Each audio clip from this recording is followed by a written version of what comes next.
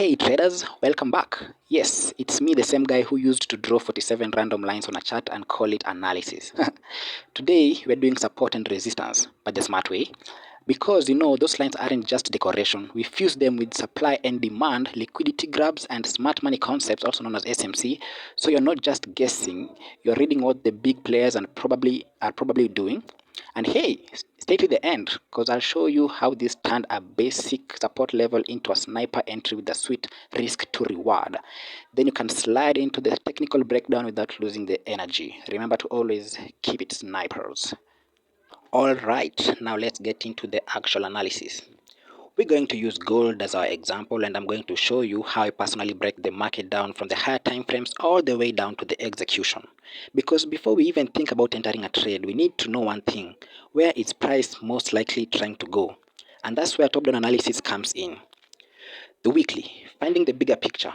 First, we start all the way up on the weekly time frame. Now, I'm not looking for an entry here. Absolutely not, guys. If you're entering trades from the weekly candle, bro, we need to have a conversation. What we're looking for here is a narrative and a bias. We want to understand the overall direction of the market. Is gold creating higher highs and higher lows, or is it creating lower lows and lower highs? If the market is consistently printing higher highs and higher lows, that tells us where we are dealing with a bullish environment or movement. And if we are printing lower highs and lower lows, we're looking at a bearish environment. So the weekly time frame basically gives us our roadmap. It tells us what side of the market we should be more interested in. Then we zoom out to the daily. Once we have our higher time frame bias, we drop down to the daily time frame. Now we're going to start getting more specific. This is where I mark my major support and resistance level.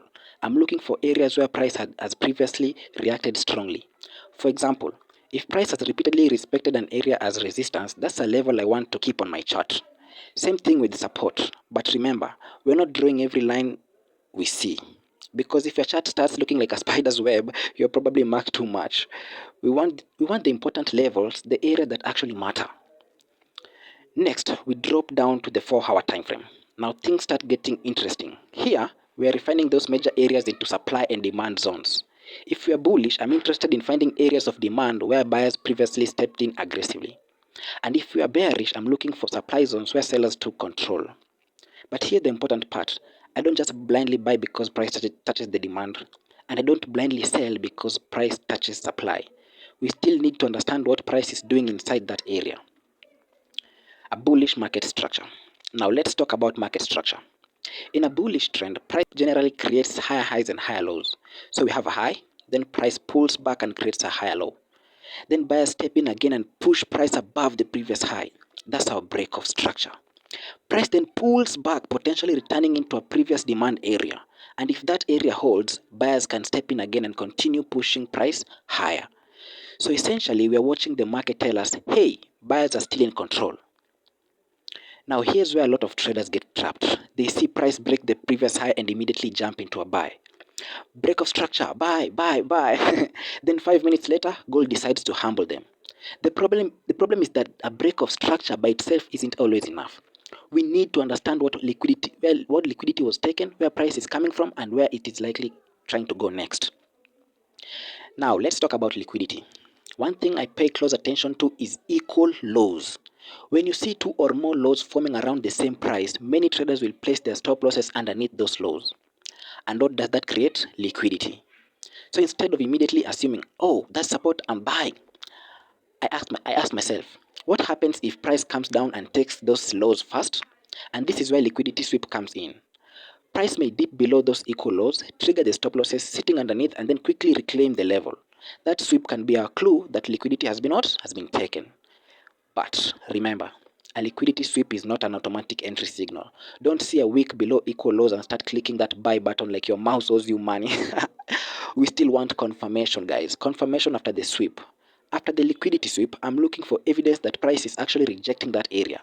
That could come through a strong displacement move, an engulfing candle, or a change of character, or a break of structure on the lower time frame.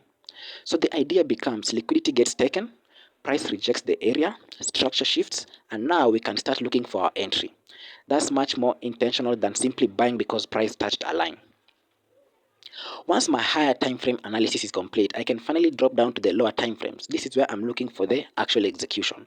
Remember, higher time frame gives me the direction, daily gives me the important levels, H4 gives me the supply and demand areas, and the lower time frames give me the confirmation and entry.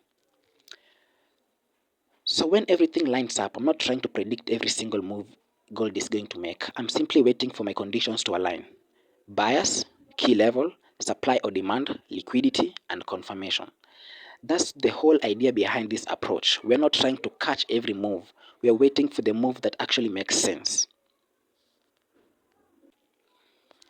And that's basically how I approach gold from a top-down perspective. Start big, get your narrative, mark your important levels, refine your zones, watch the liquidity, and only then look for your execution. Because at the end of the day, a clean chart doesn't make you a better trader. Understanding what price is actually doing does. So don't chase gold, let gold come to you. Peace, snipers.